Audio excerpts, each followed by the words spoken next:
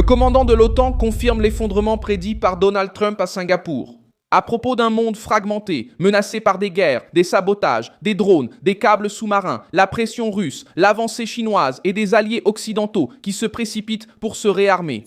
L'alerte a été lancée lors du Forum de sécurité Shangri-La et nous parvient ce mardi 2 juin 2026 comme une confirmation gênante pour ceux qui ont passé des années à critiquer Donald Trump pour avoir exigé plus de défense, plus d'argent et plus de responsabilités de la part des alliés.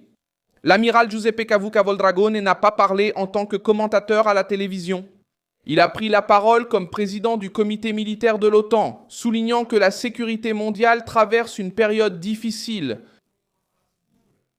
L'OTAN admet devoir se préparer à la guerre pour préserver la paix. Pourquoi Trump était-il alors jugé excessif en demandant cela auparavant? Si l'Europe parle maintenant de se défendre seule, pourquoi a-t-elle passé autant de temps à dépendre des États-Unis? Si l'effondrement était évident, comment ont-ils pu feindre la surprise aussi longtemps? Je vais tout expliquer maintenant. Si tu aimes ce genre de contenu direct et sans détour, pense à t'abonner parce qu'ici il y a une vidéo comme ça tous les jours. Dragon l'a fait. Il l'avertit à Singapour devant des autorités militaires, des ministres de la Défense et des représentants de plusieurs nations. Il a affirmé que le monde est en train de se fragmenter, que la stabilité des dernières décennies est en train de se fissurer et que des adversaires exploitent cette faiblesse sur plusieurs fronts. Le commandant a cité la militarisation de l'espace, la guerre cybernétique, la manipulation de l'information, la dépendance économique utilisée comme arme et le retour de la guerre conventionnelle à grande échelle en Europe. Ce n'était pas un discours ordinaire. C'était le portrait d'une alliance réalisant trop tard que le temps du confort est révolu. C'est là que Donald Trump apparaît au centre du débat sans avoir besoin d'être sur scène. Pendant des années, il a fait pression sur les alliés de l'OTAN pour qu'ils augmentent leurs dépenses militaires et cessent de traiter les États-Unis comme une assurance gratuite. L'ancienne élite diplomatique parlait de grossièreté, d'isolationnisme et d'attaque contre l'Alliance. Aujourd'hui, l'OTAN admet que l'argent sur le papier ne dissuade personne. Dragon a été direct en disant qu'on ne dissuade pas un ennemi en agitant de l'argent en l'air. Il faut transformer l'investissement en capacité réelle, en bataillons, en navires, en munitions, en industrie, en technologie et en préparation. Cette phrase résume l'exigence que Trump formulait lorsqu'il disait que les alliés devaient payer davantage et dépendre moins du contribuable américain. La réunion à Singapour a montré un changement profond au sein même de l'Occident. La discussion ne porte plus seulement sur les chars en Europe ou sur les promesses faites lors des sommets internationaux. Trump a perçu cette fragilité politique avant que de nombreux dirigeants ne l'admettent publiquement. Le ministre de la Défense australien, Richard Marles, a renforcé cette même analyse en s'exprimant lors du même forum. Il a averti que le fond marin est devenu un champ de bataille et a cité des attaques et des dégâts importants. Lors du forum, Richard Marles, ministre de la Défense, a rappelé que l'Australie dépend de seulement 15 câbles sous-marins pour 99% de son trafic Internet international. Il a évoqué des disputes, des attaques et des dommages. Ce n'est pas une théorie. C'est la nouvelle guerre silencieuse. Marles a également déclaré que 98% des biens échangés par l'Australie passent par des ports. Le ministre de la Défense, Marles, a évoqué des disputes et des attaques. Il a averti que l'Australie consacre plus de 40% de son budget de la défense aux capacités maritimes. Cette décision montre que les nations sérieuses ont déjà compris le message. On ne défend pas la souveraineté avec de beaux discours. La souveraineté se défend avec des navires, des radars, des satellites, des sous-marins, des drones, du renseignement et des capacités industrielles. C'est exactement le type de monde que Donald Trump décrivait lorsqu'il réclamait de la fermeté, le contrôle des frontières, une production nationale et des alliés plus responsables. L'Europe a aussi reconnu son erreur. La première ministre du Danemark, Mette Frederiksen, a déclaré que les Européens avaient réduit leurs dépenses militaires après la guerre froide et qu'ils pensaient que, si quelque chose arrivait, les États-Unis viendraient les aider. Cette confession est lourde. Elle montre qu'une partie de l'Europe a traité Washington comme un garde du corps permanent tout en tenant des discours élégants sur l'ordre international. Lorsque Trump a exigé que chaque allié prenne sa part de responsabilité, la réaction a été l'hystérie. Aujourd'hui, les dirigeants européens eux-mêmes parlent de réarmement total, de défense autonome et de capacité à protéger les frontières. La tension autour du Groenland s'inscrit également dans ce contexte. Le Danemark réagit aux propos de Trump parce qu'il sait que l'Arctique est devenu une zone de véritable rivalité. La région a une valeur militaire, minérale, énergétique et stratégique. La Russie et la Chine regardent l'Arctique avec un intérêt croissant. Les routes maritimes, les bases, les capteurs, les minéraux critiques et la présence militaire font du Groenland bien plus qu'un territoire lointain. Lorsque Donald Trump met ce sujet sur la table, les médias le considèrent comme une provocation. Lorsque des généraux et des ministres parlent de sécurité dans l'Arctique, ils appellent cela une stratégie.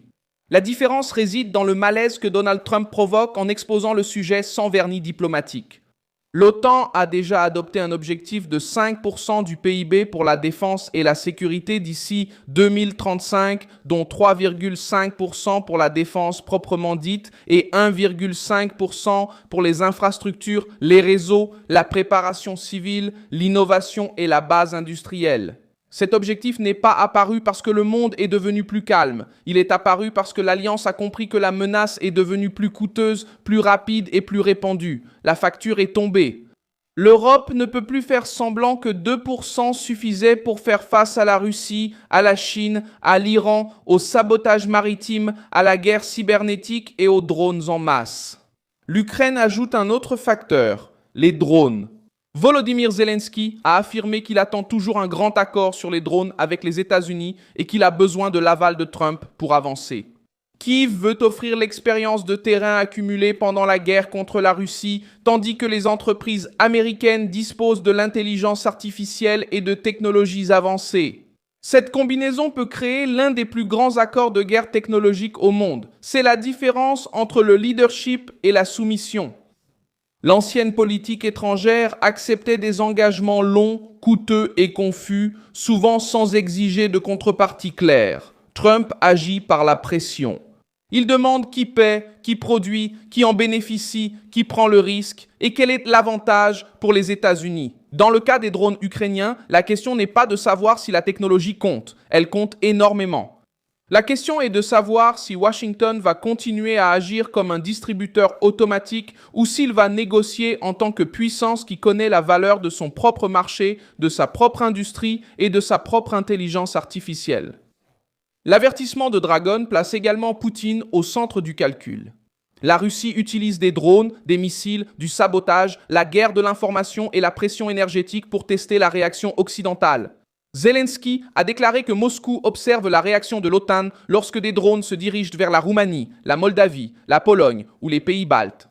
Cela montre que la frontière de la guerre n'est pas figée. Poutine mesure la faiblesse, mesure le temps de réaction, mesure la peur politique. Lorsqu'il rencontre de l'hésitation, il avance. Lorsqu'il rencontre de la force, il recalcule. Trump a toujours compris ce langage du pouvoir mieux que les bureaucrates qui pensaient qu'un communiqué officiel pouvait contenir un dictateur. La Chine apparaît de l'autre côté de la même équation. L'Indo-Pacifique subit une pression maritime, une rivalité technologique et une militarisation. La mer de Chine méridionale, Taïwan, les câbles sous-marins et les routes commerciales sont sur le radar de toutes les nations qui dépendent du commerce mondial. L'Australie n'investit pas dans les sous-marins, les frégates, les destroyers et la surveillance maritime par caprice. Elle le fait parce qu'elle sait que le conflit avec Pékin ne sera pas gagné avec de la naïveté. Trump a mis la Chine au cœur de la politique américaine alors que beaucoup voyaient encore Pékin comme un partenaire commercial inoffensif. Aujourd'hui, les ministres et les généraux expriment la même inquiétude avec d'autres mots. L'ancien establishment essaie de transformer tout cela en critique contre Trump parce qu'il ne supporte pas d'admettre qu'il avait raison dans son diagnostic. Ce qui se passe maintenant, c'est une course à la capacité réelle. L'OTAN va faire pression sur ses alliés pour qu'ils atteignent des objectifs plus élevés. L'Europe va augmenter la production d'usines, de munitions, de défense aérienne et de drones. L'Australie va renforcer la surveillance maritime et les infrastructures critiques. Et Trump, au centre de cette pression, aura une carte maîtresse en main. Le monde qui a essayé de se moquer de lui parle maintenant la langue qu'il a imposée. Je suis Milson Alves, global, internationaliste, et mon objectif est de vous tenir bien informé avec la vérité chaque jour. Les liens des actualités se trouvent dans la description de la vidéo. Laissez un like sur cette vidéo, abonnez-vous à la chaîne et, à la fin, jetez un œil aux commentaires pour vous engager encore plus avec la communauté Milson Alves global.